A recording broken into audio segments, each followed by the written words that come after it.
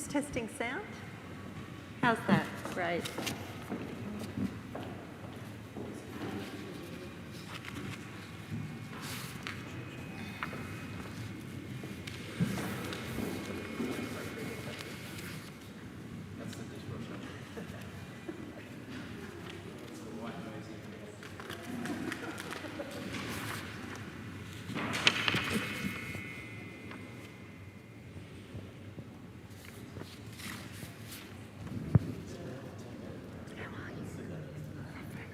Good to see you. You look good in that chair.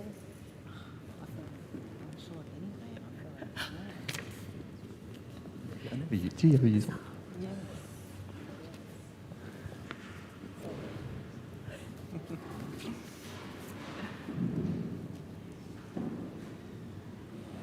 Well, good evening, everybody. Thanks so much for joining us tonight. We are a small but perfectly formed crowd. Now, to open the event tonight, which is called Changing Our Food System from Within, I would like to first of all hand over to our lovely guest, Yvonne Weldon, who is going to not only welcome us to country, she is going to involve us in a yarn. Good afternoon, sisters and brothers. As was said, my name is Yvonne Weldon. I am a Wiradjuri woman from Cowra, here in New South Wales. I'm from the waters of the Clare, which is also known as the Lachlan, and of the Murrumbidgee Rivers. I am the elected chairperson of the Metropolitan Local Aboriginal Land Council, who are the culture authority under the Aboriginal Land Rights Act for the land that we're on. I'd like to pay my respects to all elders past and present, to all First Nations and to you and the many nations of lands that you travelled from today. It is always a humbling privilege to provide a welcome to country. For me, it is a profound honour and a luxury of time. Time given by you and time with the many warriors that started the traditions for all of us. A welcome isn't just words, it is a reflection of where we are. Not this modern day place, but the continuous link of life, lessons, purpose and nurturing supplies. The boundaries of our traditional owners are embedded into the Earth's natural landscapes. The boundaries of the Eora, the Hawkes River in the north, the Nepean in the west and the Georges River in the south. On behalf of the Metropolitan Local Aboriginal Land Council, the elders and the members, I welcome everyone to the land of the Gadigal. I acknowledge the Gadigal people whose spirits and ancestors will always remain with this land, our Mother Earth. Wherever you travel across this beautiful continent of ours, understanding entering lands of nations, tribes and clans existing here for over 60,000 years. The First Nations of this land are the oldest living culture of the world. We are the most resilient, unique and sustainable people on the planet. Traditionally, across these lands and our waterways, we traded and we shared. For necessity and not for empires. Our sharing and our trading brought our people together. It created our sustainability, encouraging our innovation and keeping our ancient practices alive for our future and for everyone's future. There are many Aboriginal warriors that have crossed this land before all of us, creating pathways before there were any. And to give respect and honour, could you all please pause for a moment to remember the many sacrifices that have been made along the way, the ones we'll continue to make, and the ones we shouldn't have to. As you connect, learn and share today, tomorrow and beyond, continue to learn from my people's ancient practices and bringing into the world our practices into all the worlds and all our communities that we exist. Never losing sight of the important work that still needs to be done to bring my people, your people and all our peoples together. Don't live regretting what we should have done, but create the legacy of what must be done. Making real changes and not just symbolic ones.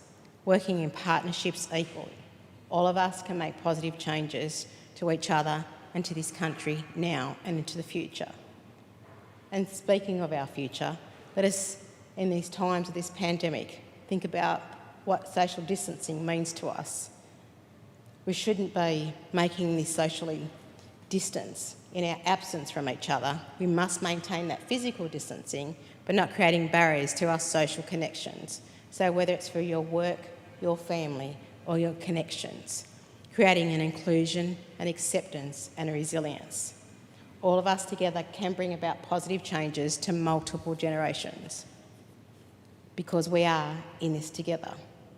And last year we had the deferred week of NAIDOC, which was with the theme Always Was and Always Will Be. So whether you think about the land, my people's culture, the history, or the devastating impacts of past and current times, or the resilience of my people, know that the answers to the questions for everyone in this country should commence with the voice of Aboriginal people first, because we are the first people of this land. So with that said, let us all draw upon my people's spirits as we continue on our journey. May my people's spirits walk with you and guide you as we strive forward for us all. Again, on behalf of the Metropolitan Local Aboriginal Land Council, welcome to Gadigal land. This always was, always will be Aboriginal land. Now that you know who I am, and I've opened the circle of our collaboration and our discussion to be able to be shared, could you please contribute to this circle that we've opened up by introducing who you are and where you're from? So I'll start with you, if you could. Hi everyone, my name's Daniel. I'm from Sydney, so from Gadigal land. Thank you. I'm a sustainability master's student here at Sydney, and yeah, I'm incredibly excited for the talk this evening. Thanks. Thank you. Hi, my name's Luke. I'm from Melbourne, so Wurundjeri land, and I'm doing honours at Sydney University. My name is Nicholas, and I'm also from Melbourne and doing honours with Luke I'm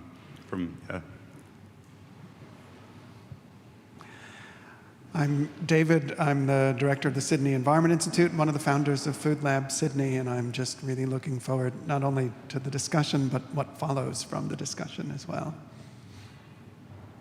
Hey everyone, my name's Omar. I'm a PhD student with the Sydney Environment Institute. My research looks at food inequalities around intersecting identities of Middle Eastern and queer. And I also work with FoodLab as well. My name's Katrina, and I'm a project manager on FoodLab Sydney, but I'm also from the land. I was born in the land of Suffolk, in amongst the sort of rich farming area of pigs, and actually for Britain, it has the least rain. So it's it's a really powerful agricultural land. Wow. Hi, I'm Crystal. I'm from the Hidden Sea Wine. We're the wine sponsor for tonight. We're on a mission to remove plastic from the oceans. And I'm really interested in this talk and can't wait to see. Hi, I'm Dorfa, and I'm a sustainability student here at USyd, and I'm just really excited to hear more about your talk here. Hi, I'm Neha. I'm originally from India but lived in Sydney for 10 years on Gadigal lands, Camperdown, and I'm a Masters of Sustainability candidate. Hi, I'm Natalie. So I'm from Hong Kong and I'm a student of the Sustainability class. Hi, I'm Cassandra. I'm from Sydney and I'm also a master's student in sustainability. Hi guys, my name is Paul. I'm from Los Angeles and I am a Masters of Sustainability student. Really looking forward to this panel and talk.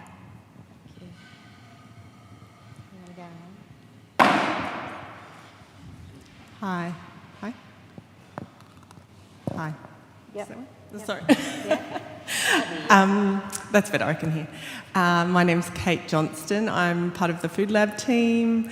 My ancestors come from England and Scotland, and I grew up on Gadigal land, Sydney, and I live and work on Gadigal land. Hi everyone, my name is Ben. I'm the operations manager for the University of Sydney Union. I've been sort of leading the way for the union in terms of our sustainable development and how we can operate effectively on campus. I'm really excited to be a part of this panel and appreciate particularly you students taking the time to come and have what we take a chance to listen to what we have to say, particularly what the project is that we're working on. Yeah. Perfect. Shaun Christie-David. I am from Plated Forward, which is a charity around food insecurity. My background and heritage is Sri Lankan, but born and raised in Sydney.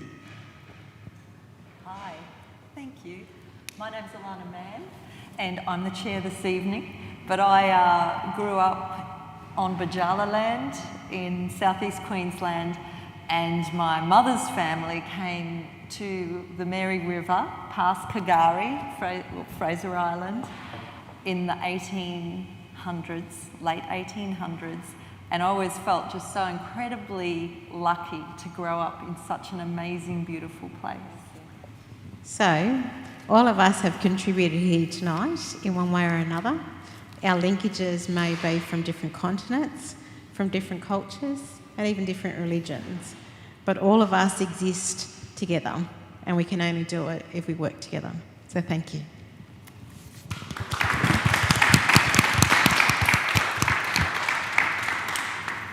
Thank you so much, Yvonne. It's always lovely to see you, and thank you for being such a big part of all the work that we do. Well, that was a lovely way to start, and I want to thank everybody because it's quite confronting. We were just saying earlier that it's a bit weird being in public with people now, and it's a bit nerve-wracking even being on a stage at the moment, to be frank. But we are so grateful to have such an open audience. We're going to have a really great discussion, so this is going to be a very interactive evening.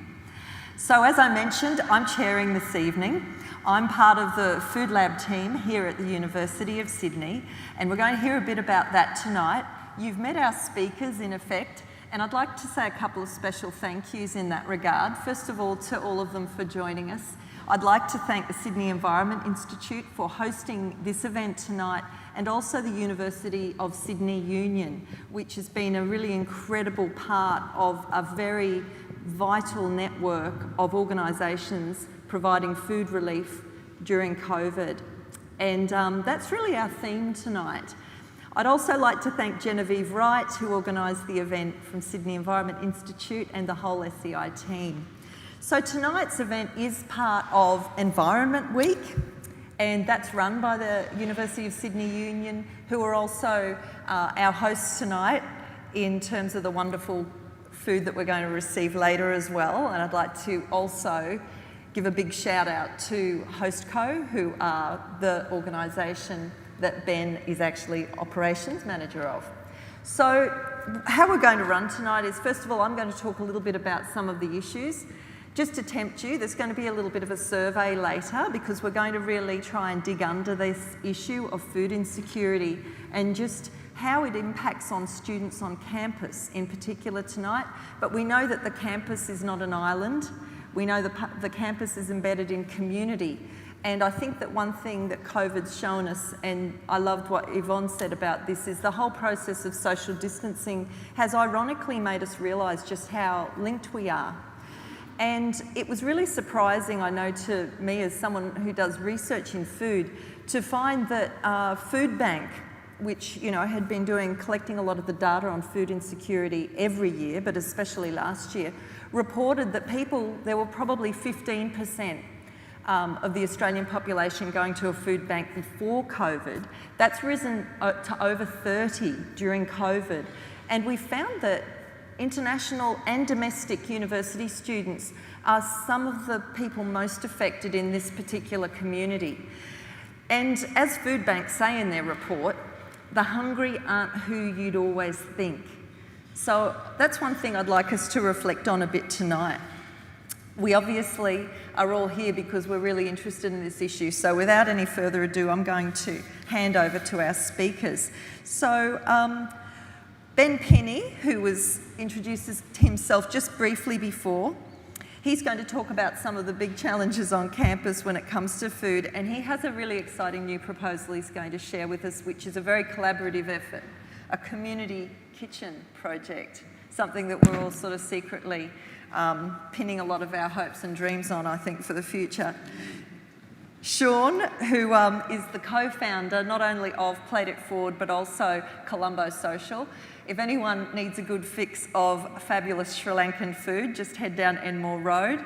He is an incredibly imaginative and innovative person, I think, because he's managed to apply his problem-solving skills not just to keeping a business sustained during this really difficult time, but also giving back to community and also helping people know what to do with the food that they do when they receive it in food relief programs, which is something we'll talk about today.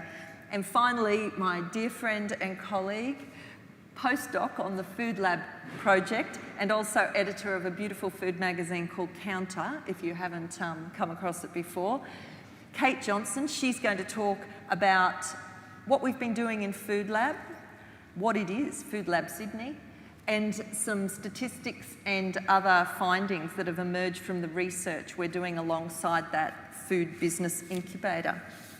So our first speaker is going to be Shaun. I'm just going to ask Shaun to talk for 10 minutes about his story from a social enterprise perspective. Yeah, beautiful. I've got 10 minutes. I'll go through a bit of the whole story. What do you reckon? Do the whole story, please. So we touched on culture and we touched on heritage. And when we started Colombo Social, it was a multifaceted reason to do it. One of the major reasons was what I've now known as a term as third culture king, I believe, or third culture clash, which is similar to what we've mentioned before in the audience, and Omar touched on it, which is growing up in one area, having your heritage from another area and having 2 feet and not really knowing where you sit. We have people that have come from 10 years and earlier. So are you Australian, are you Indian? When you go back to India, sometimes they go, oh, look at you with your Aussie accent. And I know that was my kind of thing, and kind of growing up in southwest Sydney, it was a bit of embarrassment around being Sri Lankan, you know, the food. When every other kid had Vegemite sandwiches, I had curry and dal in my sandwiches, you know. And that wasn't cool at the time. It stunk, and you know, you get teased about it. So when we opened Colombo Social, it was a way for myself to really own my heritage, really own being Sri Lankan, really claim it and say, I was once embarrassed by this, but now we do 600, 700 more, sometimes a week, customers, and I'm going to give them the food that I grew up in. So all the menu items and the kind of traditional food is my mum's recipes. She teaches us chefs how to do it. She teaches some of the best chefs we've met how to use traditional Sri Lankan cooking techniques. And that's how the restaurant, that was one of the ideologies behind the restaurant, but the second was around our employment strategy and how do you build long-term kind of career pathways for people that haven't had them. And our group stands for the redefinition of equal opportunity. So in the restaurant, we started working with asylum seekers and using the customer experience with asylum seekers to help with that, their new home.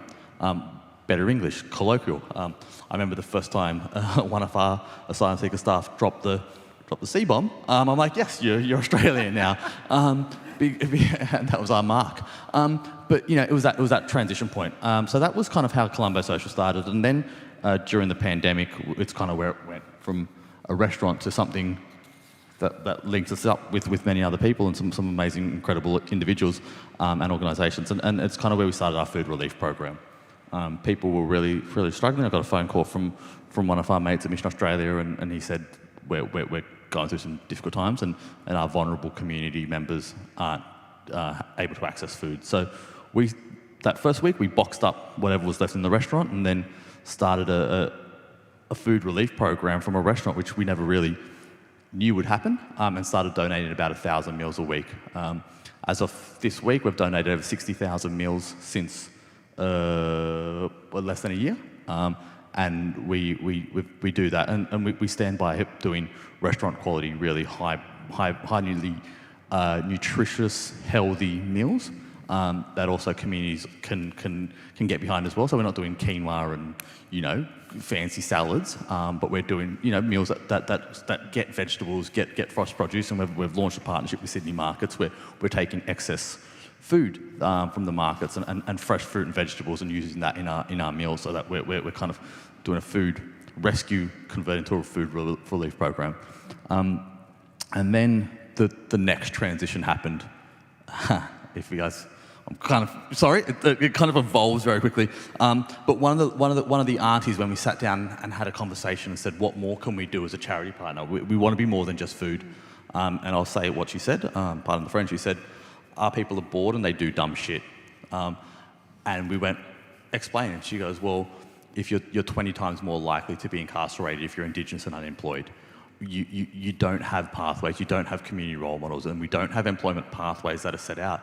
So we went, well, our whole methodology behind why we started was education and employment. So then we started to look at who cooks the food, who's the team that delivers that. So we started a training school for people from marginalised communities who were on our food relief program to actually come in and be the team to do the food cooking. So we've got a training school that's a 6-month paid job, but learning from some of the best chefs. We've got celebrity chefs that kind of come through, Kylie Kwong, a few others. We've done a lot of food trucks with University of Sydney Union as well, and getting that real world application through really talented chefs. So that's kind of where we've evolved to. And sorry if I've kind of cut into my time a little bit and things like that. But we will come back to you more though. Yeah. I've already got questions. I love that who cooks food and for whose benefit.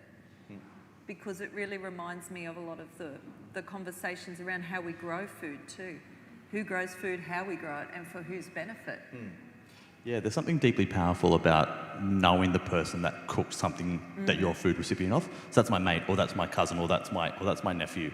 And they say, we walked in, that's a meal from Huey, and they're like, oh shit, it's Huey, great, and they really like that. So knowing.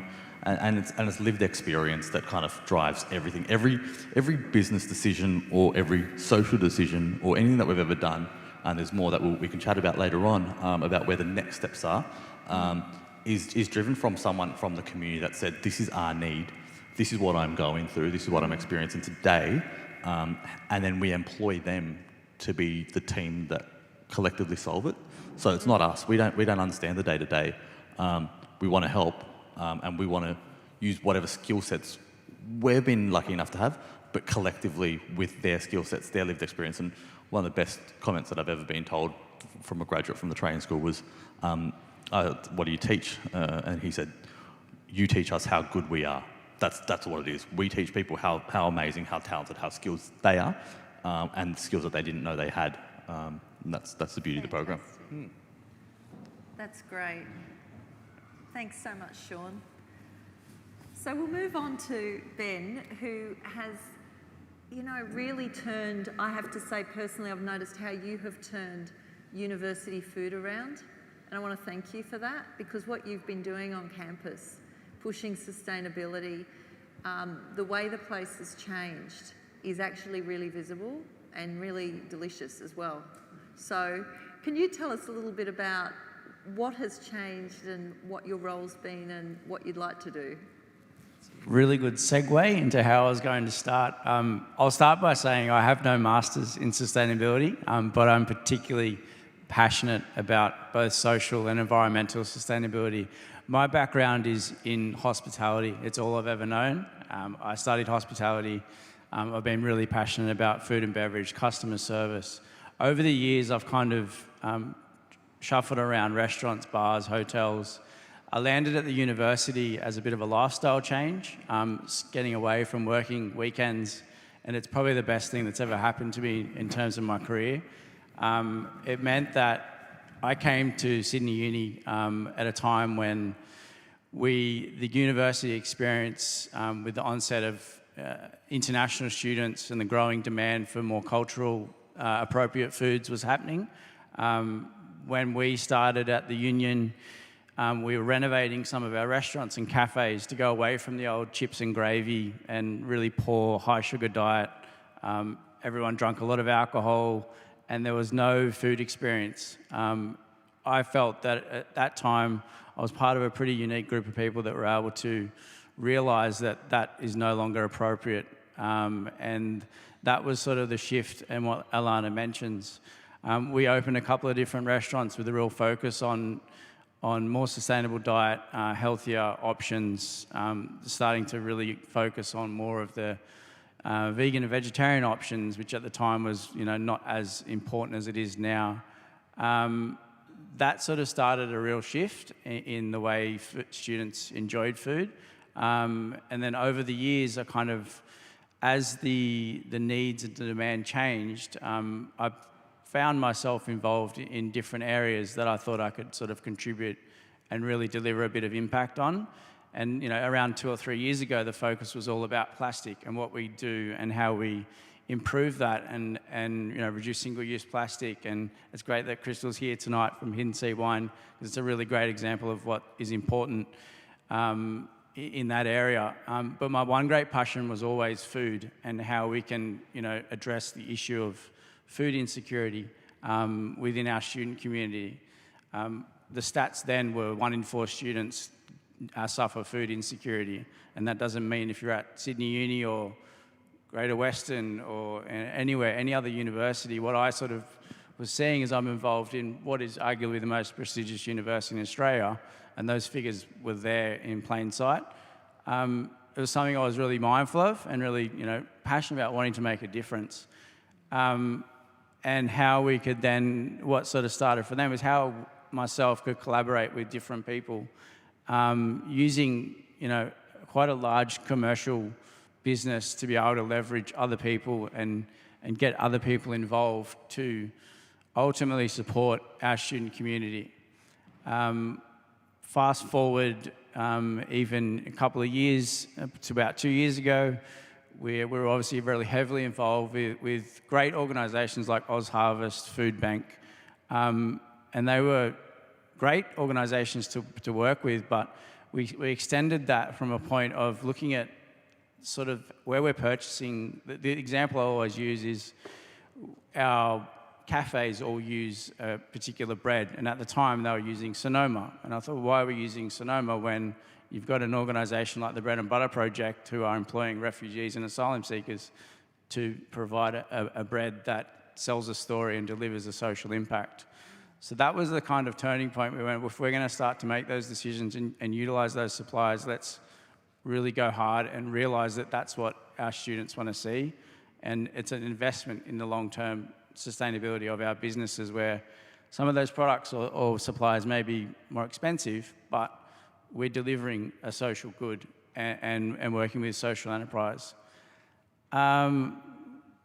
COVID kind of happened, and at the same time, we were at a point of USU was very strong financially, commercially. We were able to do everything we wanted to do, spend extra money on different initiatives, and then it all sort of happened, and we basically went from, like Shaun's business and everyone knows about, but the USU suffered basically a 97% reduction in financial viability, and for a few months we sort of sat on our toes and chefs did nothing, and we kind of figured out, what are we going to do?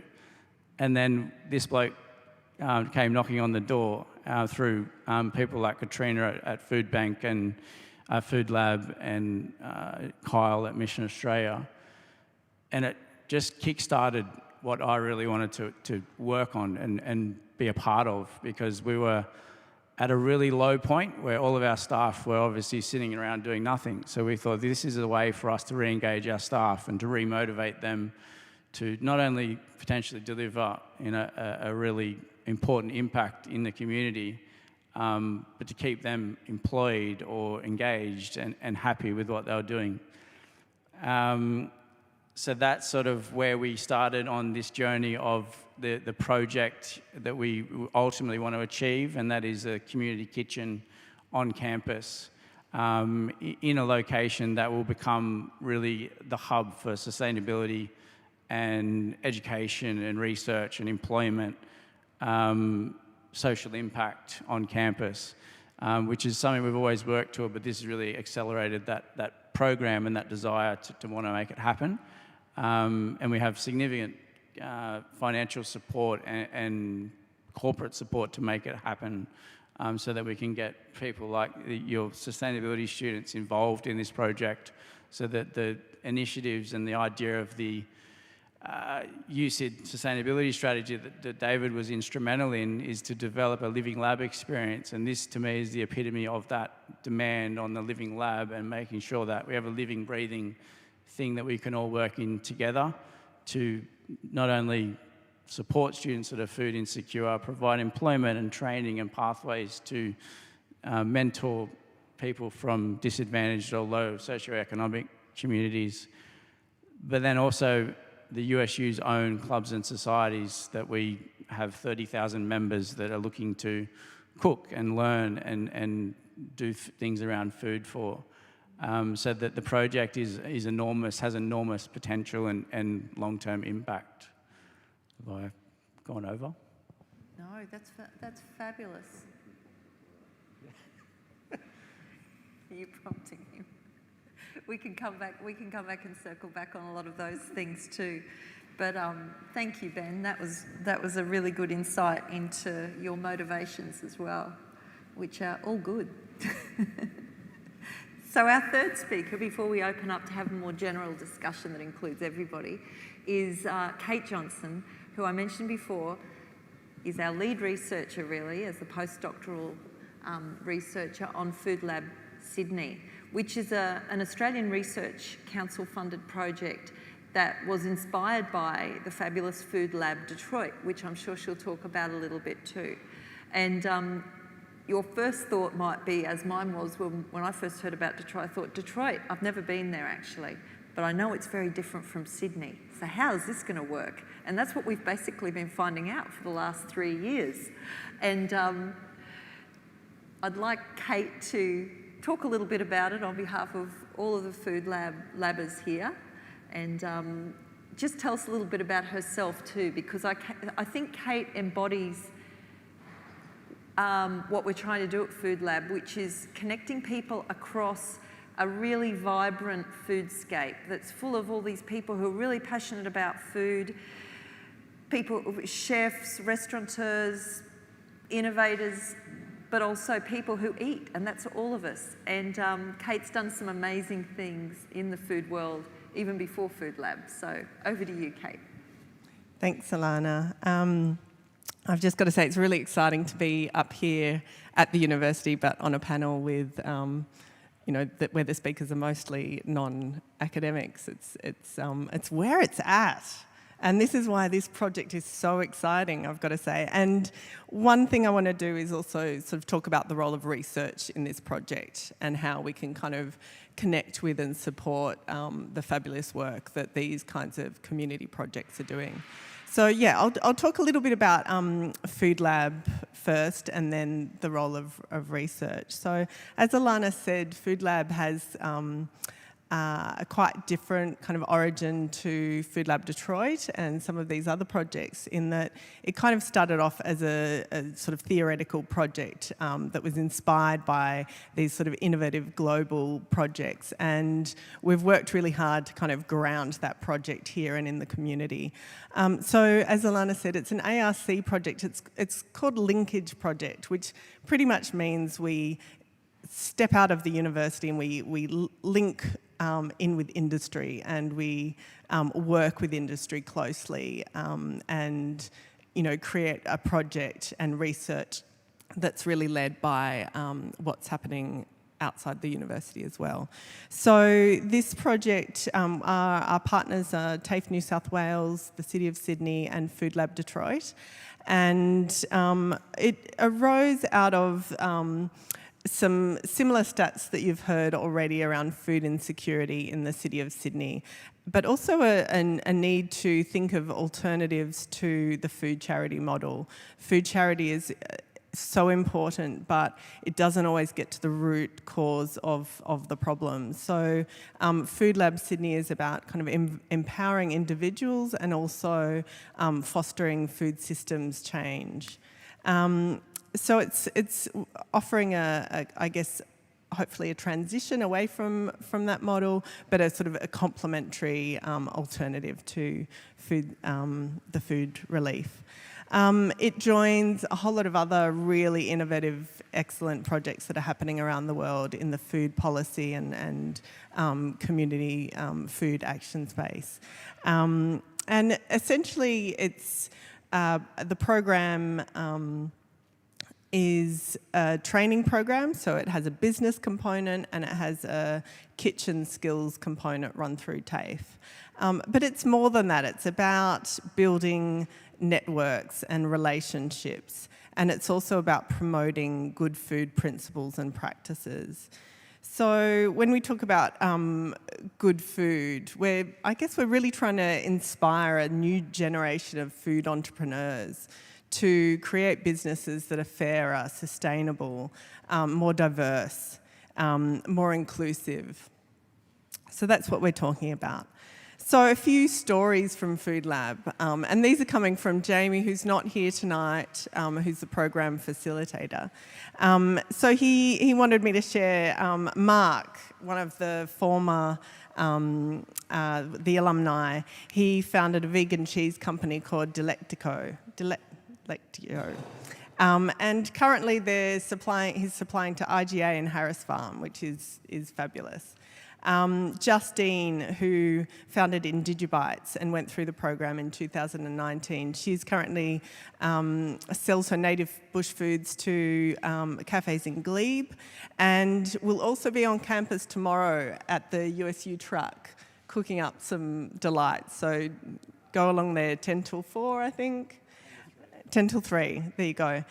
Sarah, who founded Pope's Produce, which is a backyard market garden, she expanded her operations 160% through the program since joining the program. Last week they had a demonstration day where 18 of their participants brought their food along, and then we had mentors and guests come along and taste things, so they were able to sort of have their food exposed to all these different people. So that's just a little bit about the program. But now I want to talk about the research and what we're doing and why research is important for these projects. So I've got 3 things I want to talk about. So firstly, research is important to find and analyse global case studies, and that's something that we're doing at the moment. So providing deep analysis of food system policies and grassroots activities that are happening around the world. And this can help to assist like project creation and development. We can learn from what other how other groups are problem solving in the food system space. So it's really important to be able to kind of go, right, let's, do a deep analysis of what's going on around the world. Let's learn from that. Let's open up a dialogue. And so that's something that we're doing at the moment. What hasn't worked in different contexts. Number 2, evaluation. Evaluate. It's really important because otherwise we're just kind of going off, our hunch. Like, I think it's going really well, or there's a lot of activity, so we must be doing something right because we're doing a lot. It's really important to be able to kind of work closely with these projects and evaluate. So this is what we're doing at the moment. We're currently evaluating the FoodLab Sydney program. So we're kind of deep in, numbers and interviews and all sorts of things. So we're looking at 2 things. We're looking at individual change and food system change, and that's what we're evaluating. How we're talking to people, essentially. We're talking to people at the beginning of the program and at the after they've completed the program. We're doing surveys at the beginning of the program. We've got some focus groups coming, and we're also looking at activities and relationships that have been formed, and I guess analysing what we would say is the network or the community and the community connections. So a little bit from the research now. We're right in the middle of it, so we don't have all the kind of final, analysis, but we can say we have 78% female coming through the program. 46% were born overseas, coming from 16 different countries. 32% haven't gone to university, and 20% of our participants have experienced homelessness at some point in the past. 28% come from low-income houses. So, there are various vulnerabilities running through the cohort. One thing that we're finding, and it was really great to hear that the people that you're working with were talking about confidence, because that's something that keeps coming up for me in interviews. And also, Jamie's done a little post and pre and post survey. And people are saying, I'm gaining confidence. That's what's happening here. I'm gaining confidence in my knowledge of business. And I'm also gaining confidence to get out and speak to people and connect. And connections are so important in the world of food business, right? Relationships, support, being able to say, hey, I'm going through this. What are you guys doing about that? All sorts of things. So confidence is what we're finding. Also relationships. The program's doing really well at connecting people. Thanks to Jamie and Katrina, there's this, we're part of a really thriving food system in Sydney, food community in Sydney. Over the course of a 10-week program, a participant will be exposed to up to 50 different people in the food community across Sydney's sustainable food system. So we have over 150 mentors and guest speakers join the program since 2019, including famous chefs like Josh Nyland, lifestyle photographer Louise Brimble, Michael Clausen from Brasserie Bread, on and on and on. Overall, we've connected with 300 different social enterprises, businesses and individuals. Thank you, Katrina and Jamie and the team. We're also finding that the group has an interesting diversity story. So, the group comes from a lot of different cultural and linguistic backgrounds, but also different kind of socio-economic backgrounds. So it's an opportunity to kind of break down silos. And as one participant put it, she said, it broke my bubble. And so that's something we're really interested in, and I'm wanting to find out a little bit more through our interviews and talking to people. What's the benefit of that? Are we going to see more just kind of food businesses come out of that through this sort of mix of people and hear stories from outside of their bubble? So there's some things that we're finding. So back to my third point, what does research do? What can research do? And what are we doing? So we're also learning how to be good researchers and be a good university neighbour and be part of a community. The university, I think historically is sort of forgotten that we are actually part of a community, and so this is a big part that Alana is actually leading. Her research is, how do we listen to the community need, and how do we connect our research, and how is our research, how do we collaborate with people in the community to do research? So one of the first things we did was set up an advisory board made up of community members, and we run regular kind of interviews and have done a focus group with them. And so it's about looking at the university itself and how it is placed as a what we might call anchor collaborative, so an institution that's part of a number of other institutions and that connects in and uses some of its resources in the community to do good. And this is what this project is really about, right? This is what we're trying to do here with the community kitchen on campus rather than somewhere kind of off campus. So yes, I think that's probably this. One thing to say is it's a really challenging area. We're not historically used to, like our institution is not used to doing that kind of research. So it's slow and it's like turning a big ship, right? But projects like this are kind of are where it's at. So in terms of the project that we're here to talk about tonight and that Ben just sketched out, we see FoodLab as part of that we could run our programs from there. And we can also, there's a role for research in this community kitchen.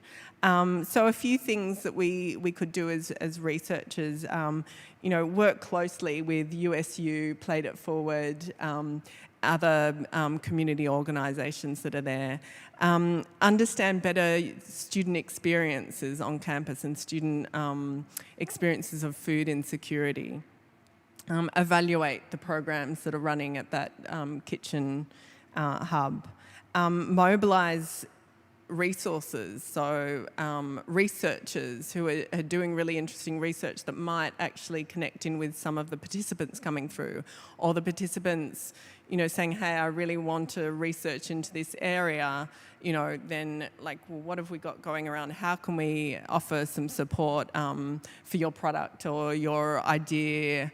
Also researching around sustainability, how can we effectively deal with waste? What are some practices and innovations that we can come up with? So research could play a really, great role in this community hub. That's it from me. I just want another shout out to the food tomorrow on the market food, and go and say hi to some of the FoodLab team will be there. Justine will be there, and yeah. Thanks, Kate.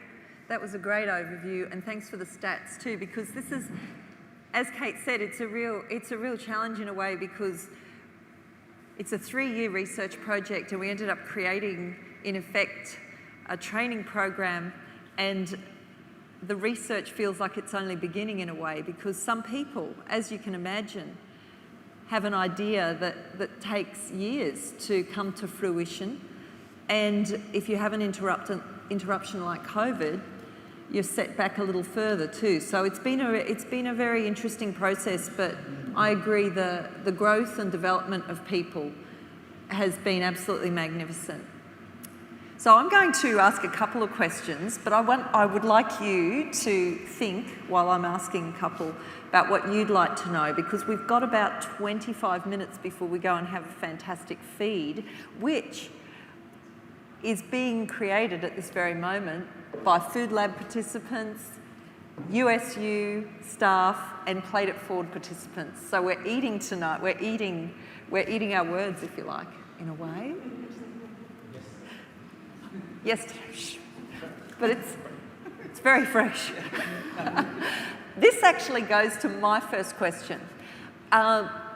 Given that we're talking about sustainability as well as food relief, can I ask particularly Shaun and Ben to tell us a little bit about what you think you need to do in terms of procurement, in terms of where you get your supply of material before it goes into the kitchen and becomes this brilliant quality food?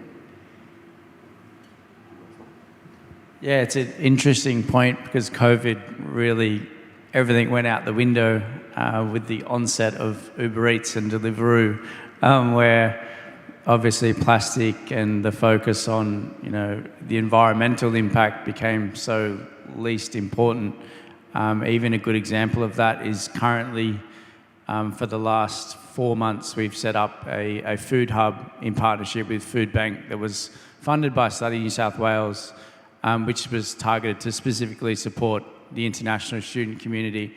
It's a great initiative, and it addressed the food security of those students on campus that didn't have easy access to perishable goods, or dry goods, I should say.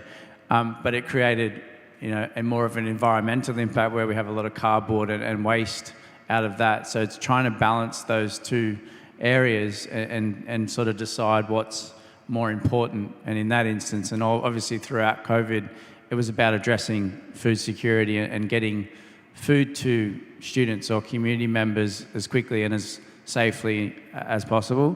During COVID, we did a lot of meal delivery. The USU was supporting students in accommodation, some of which that were in isolation, effectively in quarantine, which you probably don't hear about in the news, but it was a bit of a big problem for the university that we helped support. Kind of stemming from that, not so much the environmental thing, but that's where it really became quite pronounced for us, is that real social isolation and the discord between students sitting in their room, us delivering food to them and running the other way because there's this health crisis. It was really quite scary to see, and Shaun and his team and everyone, I see Kyle's just arrived from Mission Australia, everyone involved in that food relief, they all saw the same thing. It was great to get food to people, but there's no human connection anymore. And that's something that I'm really passionate about trying to bring back on campus specifically, is getting students back talking to each other over the power of food, and particularly international students talking to domestic students.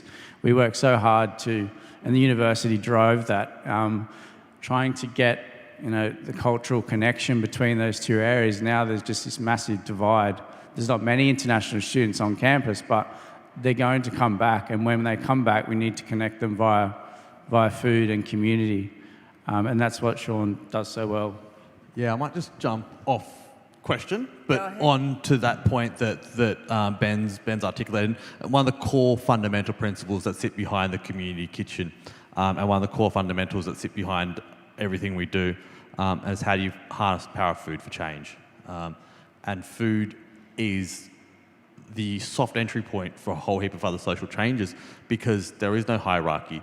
Today we will eat together after this, and it's the same meal. It doesn't matter if you're the richest person in the world or not, you eat the same thing and you do it together. And that's why we do everything collectively over food, and using that as our means for change. And when we look at the social aspect of the community kitchen, and one thing that we're super excited about working on this project with USU and everybody here, is that connection that is going to happen. So COVID was as Alana mentioned, was ironic in that it brought people together while keeping them apart, and food did that.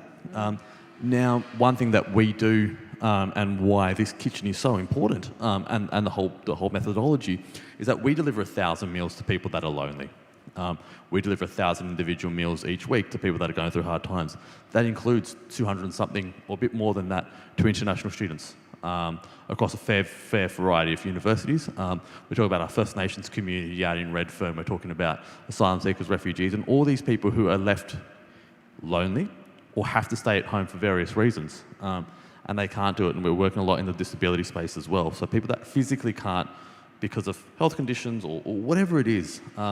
But what we're doing is a digital platform, which is one of the most exciting parts of this whole thing, which is eating together while being kept apart. So and we're partnering with Facebook on this, and Facebook and Deputy, so two of the biggest technology companies in Australia, if not the world, are kind of coming on board on this, and using a method where we deliver the food to 1,000 people each week, and they go online and sit down and eat that meal together, though they're by themselves. And that's why the restaurant exists. We're trying to recreate that. We're doing community dining meals. We're doing a whole heap of stuff with Mission Australia, and community cooking classes, a whole heap of stuff. So we're doing digital cooking classes for people that are going to be kept at home as well. So that connection through food is super important.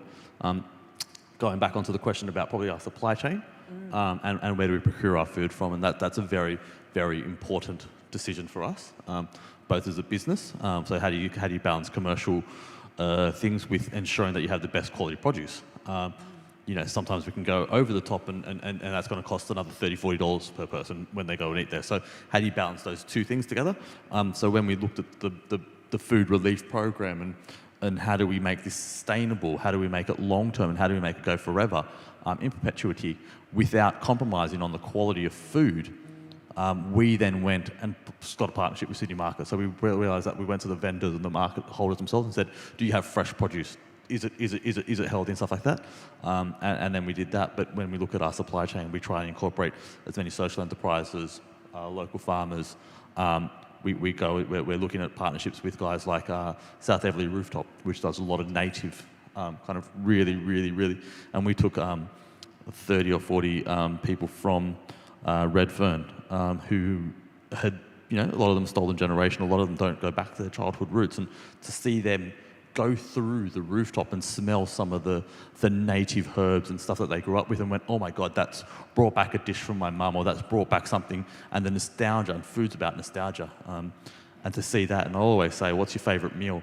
It's not the meal, it's not the food taste, it's the nostalgia and what's been created around that makes that meal so important. So to relive people who, 40, 50, 60 years of being separated from family, and to hear them go through and experience that, it's magical. So we try to get as many social enterprises or organic farmers and things like that into our supply chain, so we know where our food comes from, and it's important to take our students out there as well to see that.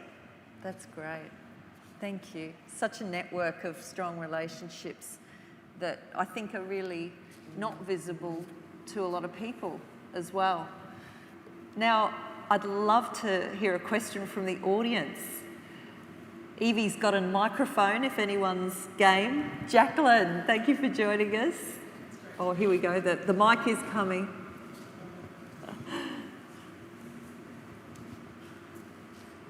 Can you introduce yourself first? Yes, please? hello. Well, I should say, Wadami. Hello, everybody. Here we are on beautiful Gadigal country. It's great to hear about Indigenous foods, which is going to be what my question's about. So I'm Jackie Troy, I'm the Director for Indigenous Research at the University of Sydney, and I know he's going to hate this, but this is my new student, Kashef Khan, who's just joined us. He's one of the few that seem to have got through in the exemption. I'm delighted to have him here, and I think he would be very interested to be hearing about our efforts to support students with food sustainability. And he's come from a place where the students look after each other, as we do here, but he's an international student, so I hope we'll all welcome him to our community. Very long-winded. You're going to be wishing you didn't ask me to introduce myself. No, that's great, because Yvonne had us all introduce ourselves. My mate David invited me to come along. I must say I love the way the food culture on campus has developed. I was particularly excited when we could pick up free coffee mugs so we didn't have to throw away, paper cups and things. I thought that was a great initiative. I loved seeing the boxes of food growing, and I've taken sneaky handfuls of things at times. I'm just wondering about Redfern and the integration of Indigenous food culture into campus, obviously. So I should have said I'm Ngurrigu from the Snowy Mountains in southeastern Australia. I've just been on country, and I am thinking a lot about, our food culture. I would kill for a wallaby kebab. So if you ever put them on the menu here, I'm happy to shoot them if you want to plate them up. I'm interested to see, maybe a bit more sort of a kind of more obvious engagement maybe with like those Gadigal Davison brothers who are horticulturalists and foodies. Maybe we could engage a bit more. But anyway, you're really wishing I didn't get the mic. Sorry. No. It's really, really poignant question, and something that we're not Indigenous, so we make that very clear. However, with our training school and our employment strategy around that, and the people that come and work for Plate It Forward in that capacity, we have a 50% minimum Indigenous group of budding chefs to come in there and teach us.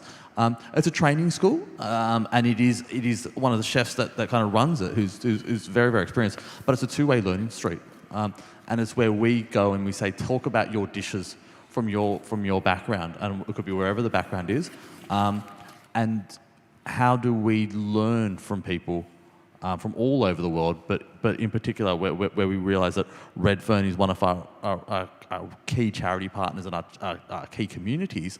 How do we support them in a culturally appropriate way by having people that are Indigenous to come in and be our team. To again, we talk about our employment methodology, which is having people with lived experience to be the team that solve all the problems with us and share their experience, share their insights, and share their knowledge. That it's hundreds of thousands of years of collective knowledge that have been passed on to us and our wider team. So we've had of the 7 chefs so far, we've had 5 Indigenous kind of come through, and that's a really strong mandate for us, as well as learning from some of the aunties who come and teach some of the class. So Auntie Beryl's come through, and a few others to kind of come through, and we consult with a couple of different food. So Clarence from South Everleigh, people like that to pass on knowledge. I always just know him as Big Clarence. Yeah,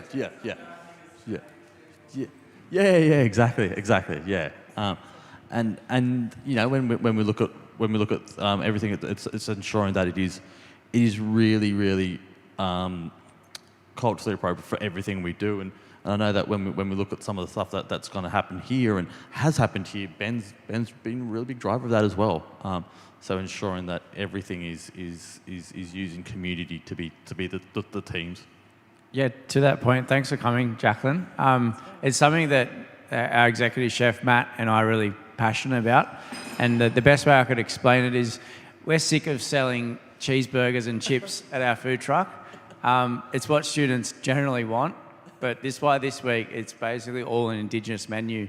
We're willing to take that risk. We want to see students enjoy a food that they may have never tried, whether that's a kangaroo or a lemon myrtle, something or other. So it's something we want to be innovative with, and really respect the land that we're on and the community that we're a part of, to really change that culture. When you mentioned food culture on campus, and it just makes so much sense to be able to demonstrate that commitment in different ways. And one of the big things we wanted to get off the ground this year for EnviroWeek was an Indigenous cooking class.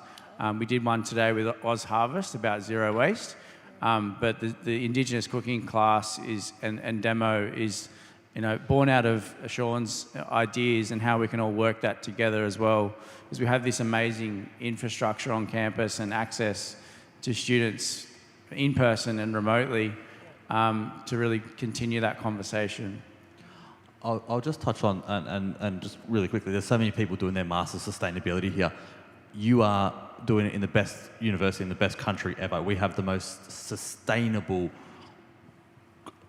community that's done for hundreds of thousands of years, and you've got access to that within this country. It is incredible that the practices that was developed by our First Nations people that are far more advanced than some of the stuff that is happening today through all the technology. And I remember taking one of the big corporates out there, and I said, large organisation, I said, you need to learn from our First Nations people about sustainable business practices, but sustainable. They pride themselves on being one of the most sustainable companies in the world. I'm like, hold on, learn, and we did some lessons from really some senior elders to kind of go through and do that, which is. You're super blessed to be doing in Australia, and my thing is to learn these practices, because it is mind-blowing. It is mind-blowing. Yeah, I'll just add to that. Hi. Yeah. I guess it's also something that we've been really thinking about a lot at FoodLab from the early days, and one of the first things that we did was work with USU and Yarn Australia to put together an event where we saw aunties come into the kitchen and direct the menu and cook side by side with Matt and his team, and sit down and have a good chat about food and community. And then I guess it's something that we've sort of slowly worked on, and Katrina, as the person who's been sort of reaching out to community, to a lot of different communities, I guess it's been about building relationships, and they're slowly building. And I won't say we've got really high numbers of Indigenous people coming through the program. We're listening to reasons why they are and aren't. We definitely do have some Indigenous people in the program doing amazing things. As I said, Justine's going to be at the store tomorrow and so forth. But it's about kind of, building those relationships and listening to the community and seeing how, a program can kind of respond to community need. And I'm not saying we have it all, the answers, but, it's, I guess our intention is to listen and yeah. Fortunately, we get to eat when we listen, when we work in food, so it all works out really well usually. Another question for someone, or the whole panel? Feel free to direct a question or just make it a broader one if you like. Yeah, it'll be on the broad lines, kind of following along. Firstly, thank you for sharing your stories. I was really interested, thank you, Kate, for talking more about FoodLab. It was last year in the old existential 2020, I was weighing up, do I do a Masters of Sustainability or do I sign up for FoodLab? Not sure if I made the right choice now, but still happy, it sounds fantastic what you're doing.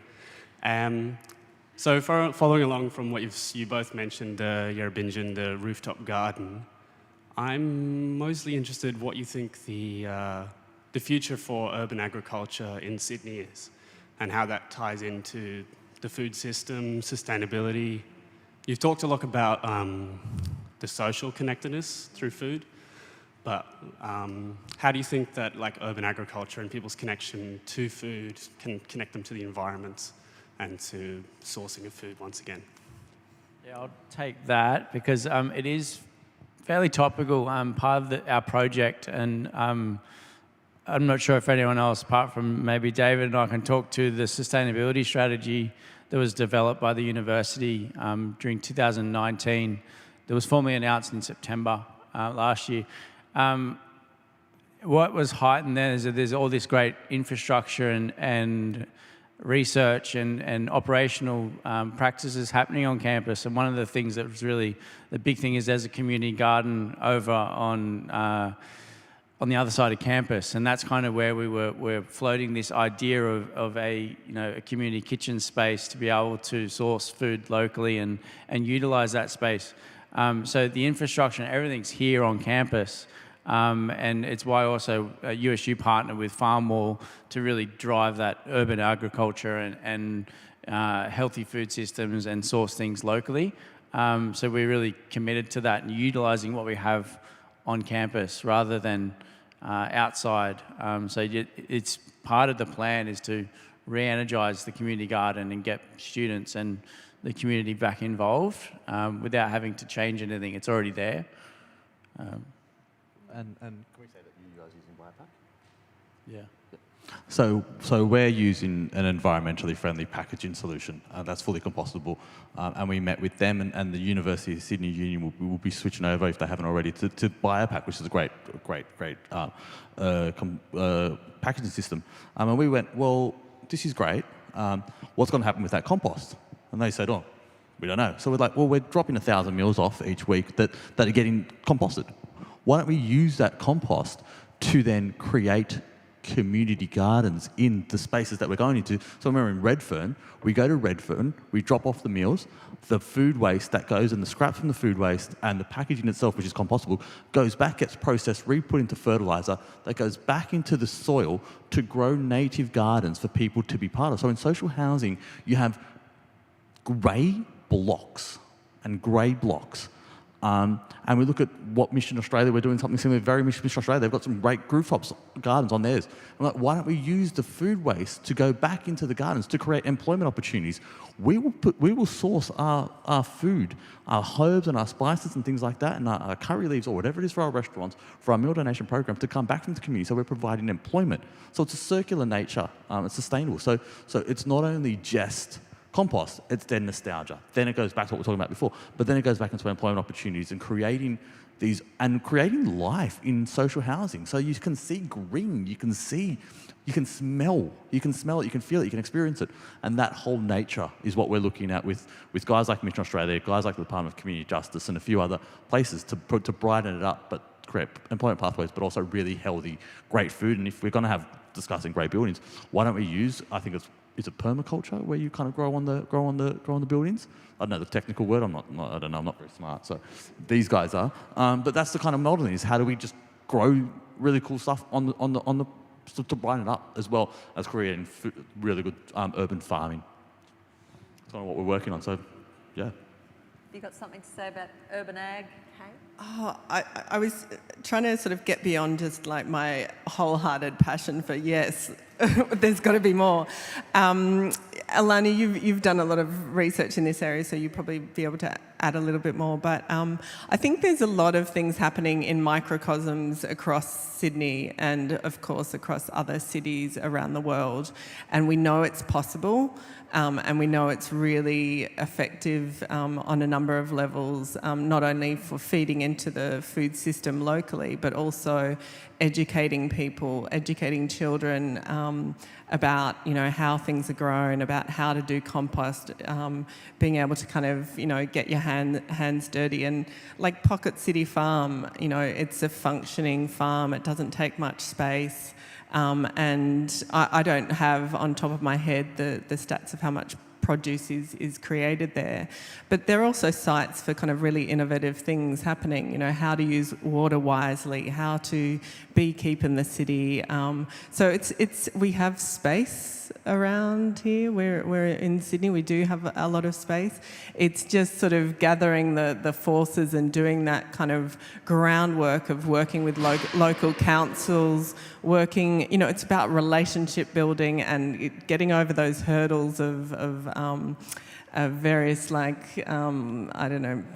legal, various aspects that you have to get over to make these things happen. But, they are happening and they are part of this kind of beautiful network of local sustainable food. And yes, Clarence Stockey's rooftop native garden is one of those examples. It's just, brilliant work. Let's see more of it. Here, definitely. And it's very apparent too that, while urban agriculture won't necessarily feed the world, I think we're going to have a few buildings that need to be used differently in the future. People have learned that we can live and work a different way, so who knows, maybe some opportunities. We just decarbonise energy and we can have all those vertical farms and fantastic things. But we've got time for one more question before we talk a little bit about the hard work you have to do in joining our campaign for a community kitchen. You didn't think you'd get here and get a free meal for nothing, right? Go ahead. Hi, guys. This is a broad question, and it's open for the panel. So I'm an outsider from Australia, and for me, when it comes to culture, food comes up to mind. And when it comes to that aspect, I feel like Australia is lacking a bit because off the top of my head, I can't really think, when you mention Australia, like what's a traditional dish from Australia? My question is, why do you guys think that is the case? And second, do you think that maybe one day, like a cuisine or some sort of dish from First Nations people can become the official traditional dish that maybe people all around the world can think of when they think of Australia, like, oh, that dish. Yeah. Wow, this is great. I love that question. And I think about it a lot. Yes, I hope so. But if it's led by Aboriginal Torres Strait Islander people, and whose dish is also, it complicates. I'm sure Jackie has a lot to say on that. Yeah. I hate to say this, but that's kind of a very white point of view, like a really non-Aboriginal point of view. And I hear you, because I think if I ask my new student, even though we've been talking for nearly 2 years now, to immediately name an Australian dish. He probably couldn't do it. It might be something international. But I feel like I live in this world where I'm walking between glass doors. Most of my life I'm always surprised, oh, there are non-Aboriginal people in Australia. That's literally my life. So I don't know what your favourite dish is, but like I wasn't joking about wallaby kebabs. Maybe the kebab thing's kind of an innovation, but my world is around, I like wild, I've grown up shooting and eating and gutting and skinning and, fishing and shooting, hunting, fishing, riding. You'd think I was English actually, but I'm not. But it's, that's kind of, so that world is hidden. I walked through the rivers where my people are from in the Snowy Mountains last week, and all the white fellas, they're lovely. They're from the Conservatorium of Music. We were doing a performance of a song we've reconstructed from my country, which is all about making the snow happen, by the way, so that all the things we like to eat will keep happening, And I just walked around the river and I came home I've got axes, and my mum said, oh, that's a really beautiful tool for smoothing hide. So it just left there. Now, my mob have been pretty much out of that country en masse. We were never a big group of people anyway, for 150 years or more, right? And all our equipment is still just sitting there waiting for us to come back. If I'd looked a bit further, there would have been big grinding plates for grains and everything, but the grinders were there. I picked up an axe, a tool for, smoothing leather once you've fleshed it. I got a fleshing tool from further up the hill where there was a quartz quarry. For me, it just all leapt out. I read it, and look at me, I'm a professor at Sydney University. Am I a deconstructed or reconstructed Indigenous person? I'm not. It's just, so I'd love to somehow, bring this thinking into all these projects so that we're not so standing outside, and that it's not this kind of non-Indigenous view. Let's think of something that's Australian, that we all know it, Kangaroos in our supermarkets now, this is great. Crocodile in some places. But there's this sort of two worlds, and that's really how it is for me as an Aboriginal person. And it's great to have the discussions, and I'm glad that you opened that up. But wallaby kebabs, mate. Mate. Yeah, the next thing I was going to say is that, we all have traditions. We all have our food traditions. And, there is something quite strange about kind of isolating one dish. For me, my food tradition is barley and lamb stew that my mum used to make when I was sick. That's my tradition. Jackie, you've got your tradition. So, coming up with one national dish that is an Indigenous dish is highly problematic in itself. But I think, we do all have our kind of traditional dishes, and maybe we need to rather have a national table of dishes, but it would be quite big, and if it is Indigenous led, it would involve a lot of different cuisines, different dishes. Like I love, actually, what was it? Last year at the Yarn, one of the aunties had a salad that was apple and walnuts and like a Waldorf salad, and I was like, my auntie makes that too. That was from my childhood too. So it's sort of really like it's properly diverse depending on where your particular family history, your And the new Australia is so multicultural as well. So we're again blessed in one of the most amazing countries with so many new Australians who create what we are as a dish as well. So Sri Lankan, there's a whole heap of people from the Middle East, and there's a whole heap of people here that consider themselves Australians now, whose dishes heritage is different multiculturally as well. So it is a great point, and I think that it's a really good. We could probably sit and talk about this for a few hours, but yeah. Thank you. Well, we will be continuing our chat over some food, but before we do go, I just want Ben to describe the community kitchen of your dreams in 25 words. Just a small challenge. I think we've touched on it a few times. Me and Shaun are pretty vocal in our desire to make this project happen.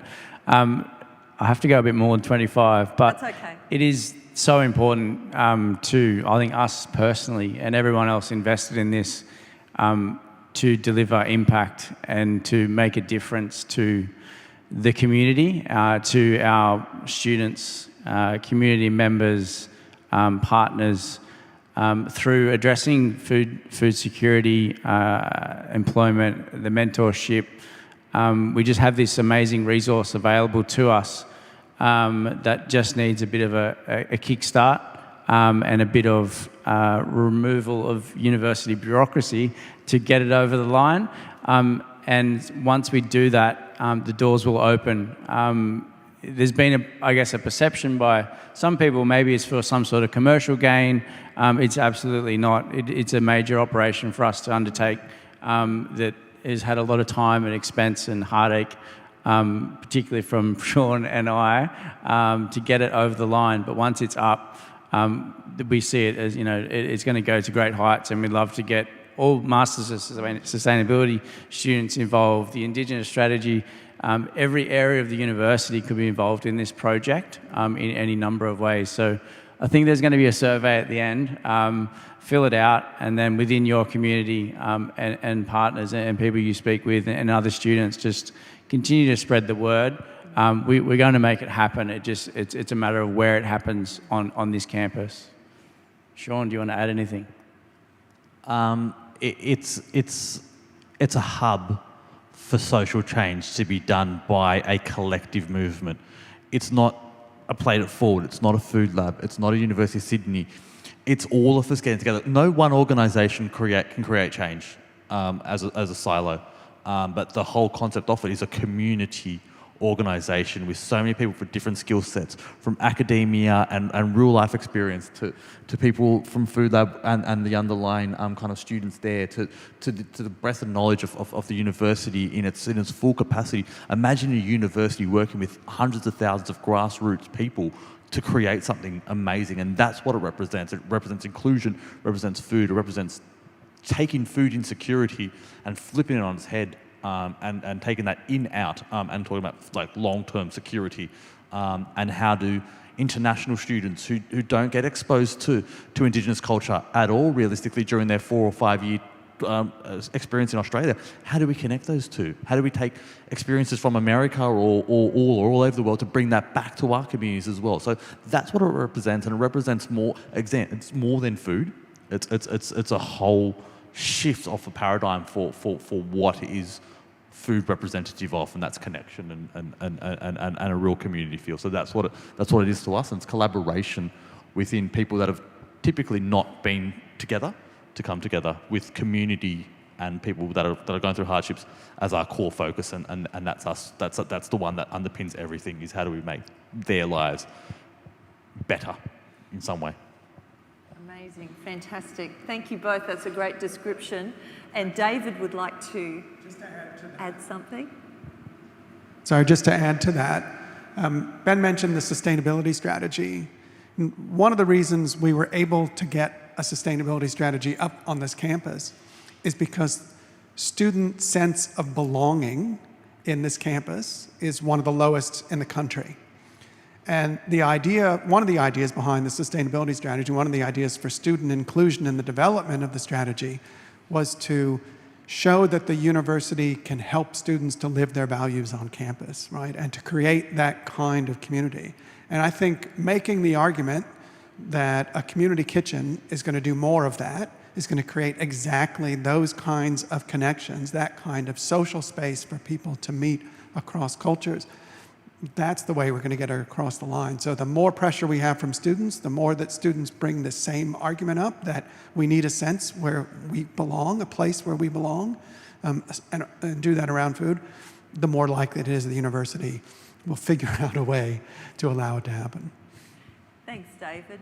And to kick off the campaign, what we're going to do is collect some data. So we've got a little survey, and there's a QR code. There's a couple of pictures around the room as well, so if you don't need to worry about whipping your phone out quite yet if you don't want to.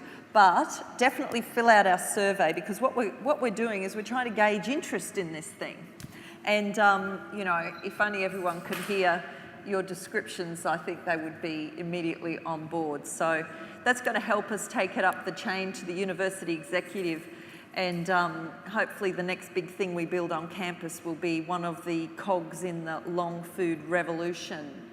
So thank you for all being part of it. It was lovely to have such an engaged and quite intimate audience, and your questions were brilliant, and thank you for being open to having a really interactive discussion about something that we're all really passionate about. And I'd really like to thank Kate and Ben and Shaun especially for their time today. Thank you.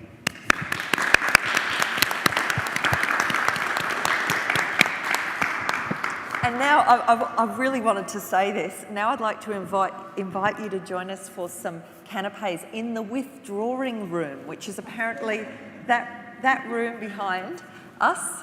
And so we're going to have it's a bit like having high tea, but it's going to be a bit tastier than that, I think. And also I'd like to mention the wines, because the wine has been donated by the Hidden Sea, who are focused on cleaning up the oceans, basically, which is going to be the topic we solve next week. No, joking. No. Anything else you'd like to say? No, just if everyone in this room wanted to share this survey. Of course, yeah, definitely. Please do.